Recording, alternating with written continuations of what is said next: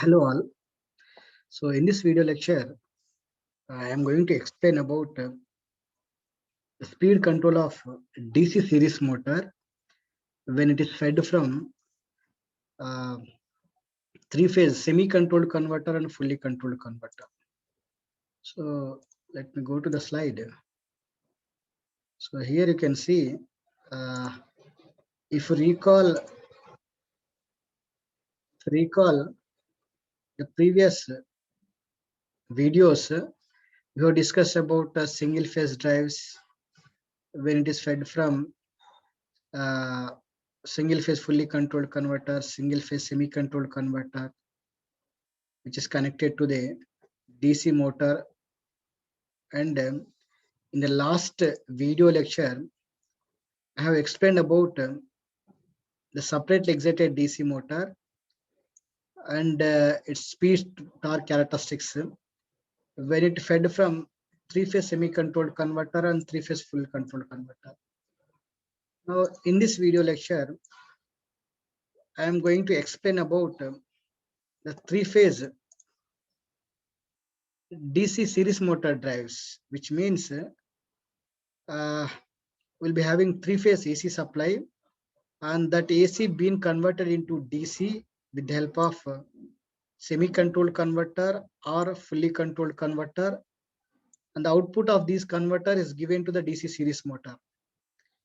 And we are going to see how the speed torque varies if you vary the firing angle given to the converters. So let me go to the particular slide. Here you can see this is electrical equivalent circuit of a DC series motor, where RA1 is a armature resistance and field winding resistance. It is summation of armature resistance and field winding resistance. LA1 includes the inductance of series field winding and the armature winding. Because they are connected in series, so the resistance will add and inductance also add.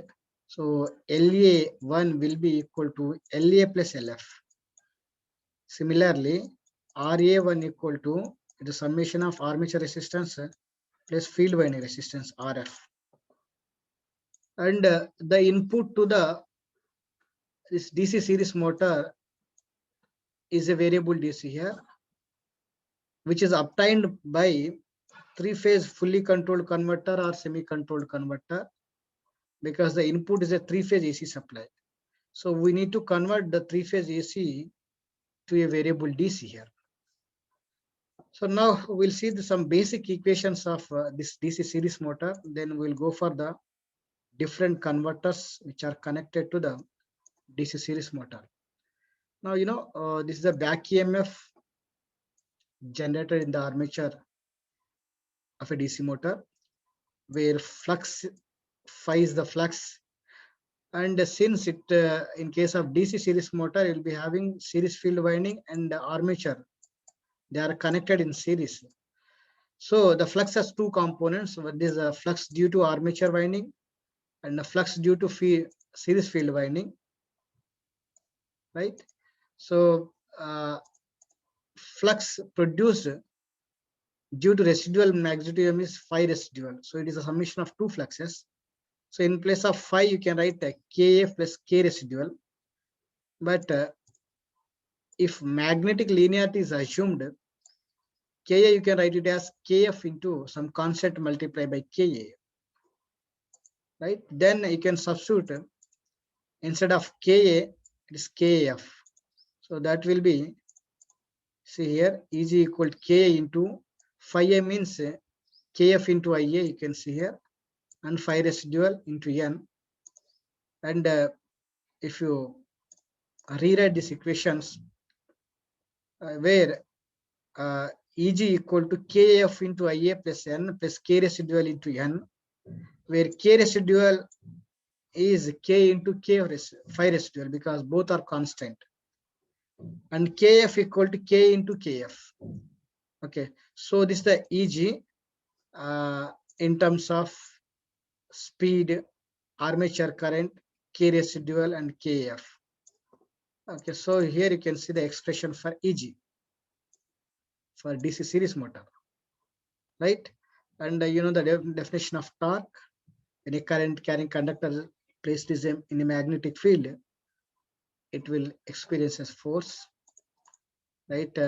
Average torque developed will be equal to Ka into phi A into Ia. Just now we have seen phi A equal to Ka, Kf into Ia. So just substitute there. Then you will get the torque equal to Ka, Kf into Ia square, where Kaf equal to K into Kf. So you can write the torque equal to Kf into Ia square, which is square of the armature current. And in case of DC series motor, I told you, if you see the electrical equivalent circuit, it will be something like this, right? So where this is RA1, which includes the armature resistance and field winding resistance. This LA1, which includes the armature inductance and field winding inductance, and it is Eg. So if I apply KVL, then applied voltage EA will be equal to drop across the armature resistance, that is IA RA1, drop across the inductance LA1 into di by dt plus Eg. And you know, average voltage across the inductor should goes to 0. Then there is no term associated with the derivative of di by dt. Then this factor will goes to 0. So you can say RA1 IA plus Eg. So from this one, Eg equal to EA minus RA1 into IA, where EA is the terminal voltage of the motor, right? And we have seen in the last slide that Eg equal to N into Kf into Ia plus K residual.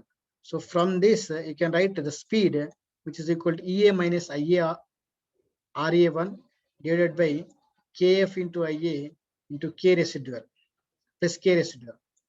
So which means this is the basic speed equations for a DC series motor. Now, you know, by changing EA, so EA, how it can be changed, that depends upon the converter which you are using. So if you use a semi-controlled converter, it will be different. If I use a three-phase fully controlled converter, it will be different. So then in both the converters, the EA is a function of, alpha. So by varying the firing angle alpha, I can vary the EA here. So we'll see when it is fed from semi-controlled converter, what is the value of EA, what is the expression for EA, and when it is fed from three-phase fully controlled converter, what is the expression for EA. So let me go to the semi-controlled converter. Here you can see it is a three-phase supply. You can see with VA, VB, and VC, where VA is connected to leg A, VB terminal is connected to leg B, and the third terminal is connected to leg C. And semi-controlled converter with freewheeling diode, you can see, connected to a DC series motor. As I told you, is the electrical equivalent circuit of a DC series motor, where RA1 is a summation of RA plus RF, LA1 is a summation of LA and LF, right? So now we will see the operation of this semi-controlled converter, and we will derive the expression for EA. So by changing the firing angle given to the converter, you can change the average voltage across the load, so that you can change the speed, because it depends upon the EA value, speed in terms of EA now, right? So here you can see it is a semi-controlled converter with freewheeling diode, and the input of the rectifier is VA. So you know, VA equal to, I'm considering it is as reference voltage, so it is Vm sin omega t. So it is starting from the reference point. So at different values of omega t, you will get the instantaneous VA. So here you can see VA with blue color. Now VB has to lag the VA by 120 degrees. Then I can write VB equal to Vm sine omega t minus 120 degrees. 120 degrees. So which means at omega t equal to 120 degrees, VB will be 0. In other words, at omega t equal to 120 degrees onwards, VB has to follow the, it has to produce a voltage like this. The instantaneous voltage will be something like this.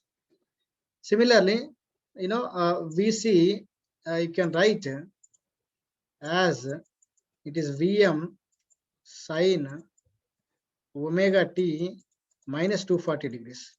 So that means at omega t equal to 240 degrees, VC will be 0.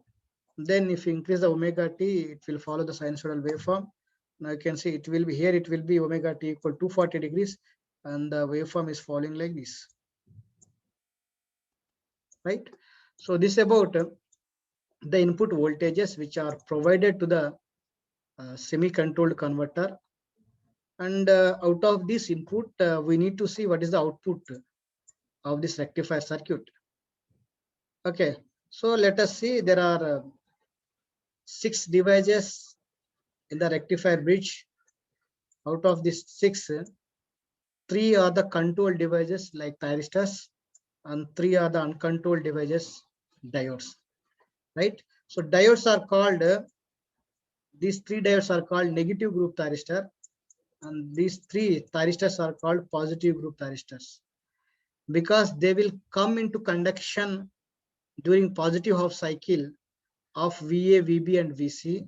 Similarly, diodes will come into conduction state when they are in forward bias condition.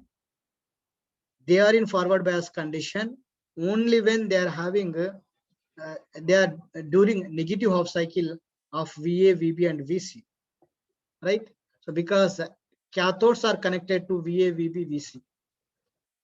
Okay, now let us see, as I told you, during this, you can see T1, T2, T3, T4, T5, T6, T7, T8. These are the crossover points. So now you can see from T1 to T3, VA is more positive. That means VA thyristor is S1. So S1 will be in forward bias condition during T1 and T3. Right? Similarly, between T3 and T5, VB is having more positive voltage across it. So you can say VB thyristor positive group is S2. So S2 will be in forward bias condition during the interval T3 to T5. And between T5 and T7, if you see, VC is having more positive voltage across it. So you can see VC thyristor positive group thyristor is S3. So S3 will be in forward bias condition. So this is related to positive half cycle. Now let us move on to the negative half cycle. Now you can see from T2 to T4. So it is associated with VC negative voltage, negative half cycle. So V6 negative half cycle is T3. So D3 will be in forward bias condition and it will conduct automatically without applying triggering pulse because it is a semi uncontrolled device. Between T4 and T6, it is associated with VA negative. So VA will be having more negative. So negative thyristor is device is D1. So D1 will be in forward bias condition. Similarly, between T6 and T8, it is associated with B phase voltage and B phase voltage device is diode D2. D2 will be in forward bias condition and that will conduct. Right? So now, we'll see which device is on during the particular instant of time. Right? So let us say, since S1 it is in forward bias condition from T1 to T2, T3. So I have triggered S1 which is in forward bias condition at this particular point, and which is alpha from this particular point, but with respect to the reference point, it will be pi by 3 plus pi by 6 plus alpha. So because from 0 to T1, it will be 30 degrees. So 30 degrees I can represent as pi by 6. So pi by 6 plus alpha. I have triggered thyristor T1 or S1. It will be in conduction state. Now, because VA is having more positive voltage across it from T1 to T3, so the current will flow from higher potential like VA positive, S1 anode and cathode, terminal X, LA, RA, and D1. It is in reverse bias condition because already S1 it is in forward bias condition, so D1 should not conduct. Now, out of these two diodes, we need to see which diode will be in forward bias condition and which diode will be in conduction state, right? The current may take in this path or through this diode D2 because they are in forward bias condition with respect to this current. Current is entering at anode terminal. So now if you see at this, after this particular point, diode D3 is having more negative voltage across it. That means diode D3 is in forward bias condition and it will conduct and will take the path through D3 anode and cathode and back to the source like this. So terminal X is connected to A phase, terminal Y is connected to C phase now. So the net voltage across the load is VA, which is the difference between VA and VC. So now I can say VAC will be equal to the difference between VA and VC. So now you can see from omega t equal to alpha plus pi by 6 onwards, the output voltage is something like this, and the voltage magnitude is VAC.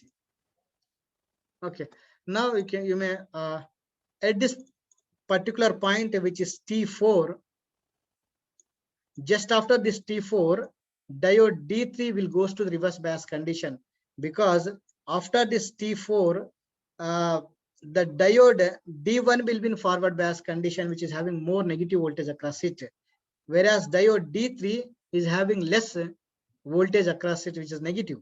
So diode D3 will goes to off automatically. Then there is no current which is flowing through the diode D3. Okay, because during when S1 and D3 they are in conduction state, inductor is charging with this polarity because inductor is there in the load circuit, right? Now it has to discharge. So before discharging its energy, it has to replace its polarity with this polarity like this. Now the discharging may take the path to the freewheeling diode and back to the L positive, L negative like this. So L positive, RA, then freewheeling diode anode, cathode, and back to the L negative like this. So now the terminal X and Y are short circuited by the freewheeling diode. That is the short circuit voltage should goes to 0. Now you can say 0 voltage across the load after the T4, right? Then again, we need to trigger the thyristor symmetrically because we need to calculate the average output voltage across the load for a symmetrical waveform. So let us say again at alpha. So again, it is measured from this crossover point. Okay. So since S2 is in forward bias condition, S2 is triggered. It is replaced by short circuit. Now VB is more at a more positive terminal. So it has to take the current from higher potential through S2 anode and cathode, terminal X, L, inductor is charging with this polarity, then terminal Y. Then we need to see diode D2 should be in off condition because it is a reverse bias condition, right?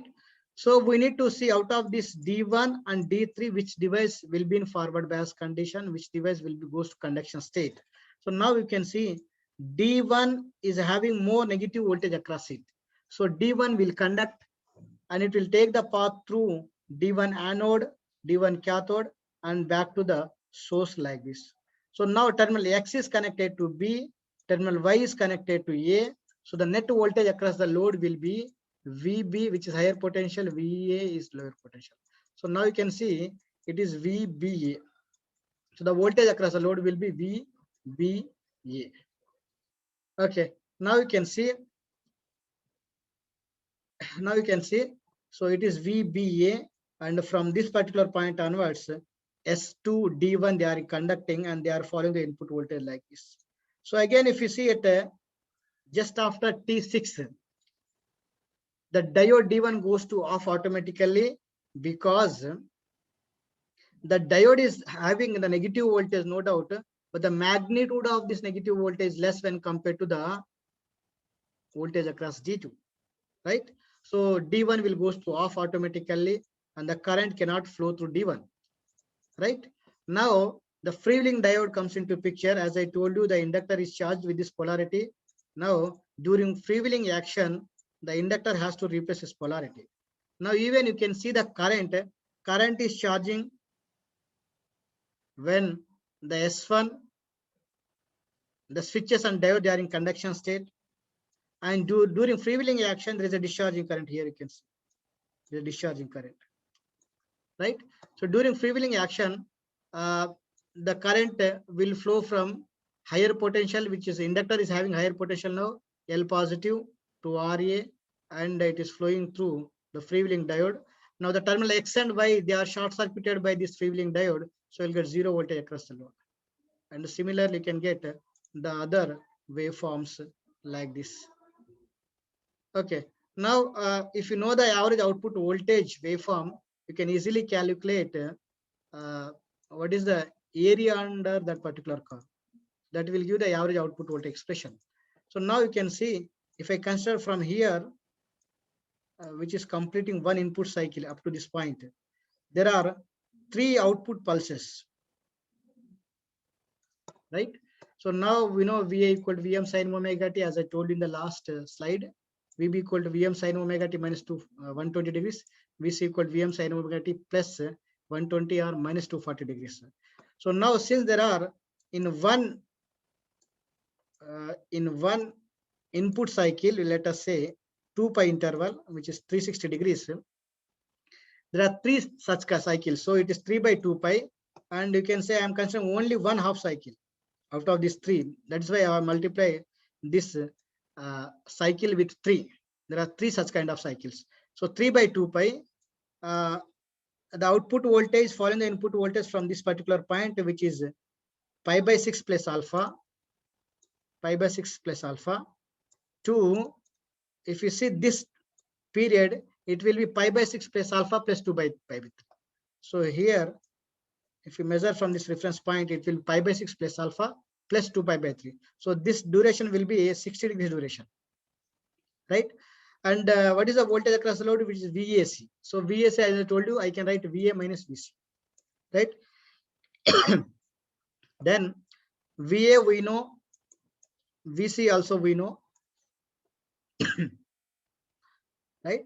Then you substitute this VA and VB, integrate, you will get the average output voltage across the load as 3 root 6 by 2 pi into Vs into 1 plus cos alpha. Right. So now VA, EA in terms of alpha. So at alpha equals 0, cos 0, it is 1, 1 plus 1, 2, 2 in the numerator, 2 in the denominator will get cancelled. You will get this magnitude at alpha equals 0. Similarly, at alpha equal 90, cos 90, it is 0. So it will be half of the input voltage at alpha equals 0. Okay. At alpha equal 180 degrees, if you substitute here, it is cos 180 is minus 1 plus 1 will goes to 0. So you will get the curve like this. And this is for semi-controlled converter. Okay. So now, now we are going to see the speed torque curve. So we know it is speed expression in case of a DC series motor, and where EA equal to 3 root 6 by 2 pi into Vs into 1 plus cos alpha. So you can substitute here. And in case of DC series motor, torque is proportional to the square of the current. So in terms of speed, the torque expression is like this. So for different values of firing angle alpha, you will get different values of speed. So at different values of speed, you will get different values of torque, right? So overall, one more point I want to mention here. If I increase the firing angle alpha, there is a reduction in the average output voltage. So if there is a reduction in the average output voltage, there is a reduction in the speed, right? So now at alpha equal to 0, this much. Now if I increase the firing angle alpha to some 30 degrees, there is a reduction in the speed that you can see here. If I further increase the firing angle alpha, then there is a further decrement in the average output voltage, which will reduce the speed further. So you can see the speed is less at alpha equals 60. Similarly, alpha equal to 190 and 120 and so on, right? So this is about three-phase semi-controlled converter connected to a DC series motor. Now we are replacing the converter with a three-phase fully controlled converter. Here you can see the converter is replaced where all the devices are control switches S1 to S6. And we are going to see what is the average output voltage across the load for fully controlled converter. And this is the electrical equivalent circuit of a DC series motor. Okay. Now this is the equivalent circuit you can see here.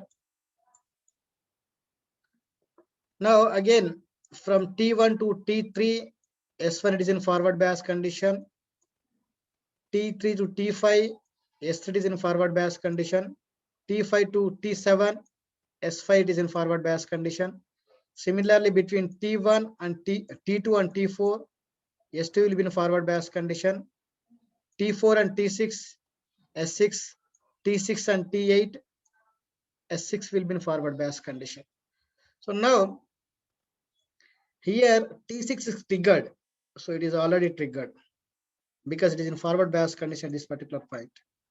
Now to see the upper device which is in conduction state, I have applied triggering pulse to S1 at this particular point.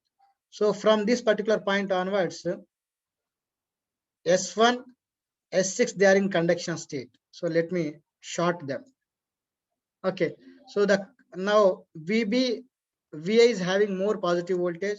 So the current has to leave from the positive potential, higher potential. S1 anode, S1 cathode, inductor LA, RA, and back to the source, which is VB. So the terminal X is connected to A, terminal Y you can see here, which is connected to B. So the net voltage across terminal X and Y will be VAB. So that you can see here, right? So from this particular point on, the output voltage is following the input voltage, and you can see the VAB. Okay. Again, at this particular point, I have triggered the thyristor S2, and I have removed the firing pulses to S6 because it is in reverse bias condition. It will goes to off state automatically. So S6 will be in off condition. Instead of S6, I have applied triggering pulse to S2, which is in forward bias condition. Now again, during this interval also, A phase is having more positive. So it is flowing from VA positive, S1 anode, cathode, inductor, RA through S2 and back to the source like this. So now terminal X is connected to A, whereas terminal Y is connected to C. So the net voltage across terminal X and Y is VAC, that you can see here. And you will get the waveform like this, right? Similarly, VBC and so on, you will get this kind of pulses, waveforms in case of fully controlled converter. So if you know these waveforms, you can calculate what is the average voltage across the load for a given wave shape. So this is for alpha equals 60, and this is for alpha equal to 90 degrees, right? Where you can see the negative half cycle also. And in order to derive the average output voltage, now we know VA is this much, VB and VC. So now 3 by pi, because we are considering only half cycle. So you can write 6 by 2 pi because in one input cycle, here you can see in one input cycle, let us consider from here onwards, here to here, right? There are 6 output cycle, 1, 2, 3, 4, 5, and 6. So one input cycle means it is 2 pi duration, it's 360 duration. That is why you can write here, instead of writing what is called 3 by pi, you can write 6 by 2 pi. Again, that will give 3 by pi, right? And we are getting the output voltage from pi plus 6 plus alpha to pi by 6 plus alpha plus pi by 3. It is and the voltage we have seen VAB. So VAB, I can write VA minus VB. Substitute the values of VA and VB here, integrate the things, and substitute the upper limit or lower limit. You will get the average output voltage this much, right? Now, at different values of firing angle alpha, you can see the average output voltage variation. So at alpha equals 0, it will be same as the half control rectifier, which is 3 root 6 by pi into Vs. At alpha equal 90, this cos 90 it is 0, you will get 0 output voltage. So your variation will be something like this. Similarly, at alpha equal to 180 degrees, you will get cos 180 is minus 1, you will get the inversion operation like this, right?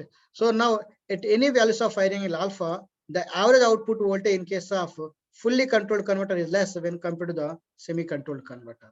So which means for any values of firing angle alpha, for a given firing angle alpha, the speed in the fully controlled converter is less when compared to the semi-controlled converter. So now you can see the speed torque characteristics for a DC series motor when it fed from the fully controlled converter, right? So this is the speed expression, which is EA minus IARA divided by KF into IA plus K residual, where EA is this much for fully controlled converter, which is 3 root 6 by pi into Vx into cos alpha, right? So now if you can substitute here in this expression, now torque is equal to Kf into Ia square, right? So now this is the expression for the torque in terms of speed, which means torque is directly proportional to the square of the speed. Okay, so now you can see as I increase the firing angle alpha, what happens? There's a decrement in the average output voltage. If the average output voltage decreases, then there is a reduction in the speed. So that you can see now. So in case of semi-controlled converter and fully controlled converter, the speed will be same at alpha equals 0. We have seen, right? And now at alpha equals 30 degrees, the speed, average output voltage is less in case of semi-controlled, full controlled converter. So the speed will be less in case of full controlled converter. That you can see the dotted line is for semi-controlled converter and darkened line is for fully controlled converter, where the speed is less in case of full controlled converter. If I further increase the firing angle to some 60 degrees, there is a further decrement in the average output voltage that will reduce the speed further. And for the same firing angle alpha equals 60 degrees, the speed is more in case of semi-controlled converter, here you can see, and it is less in case of fully controlled converter, because the average output voltage is less in case of fully controlled converter.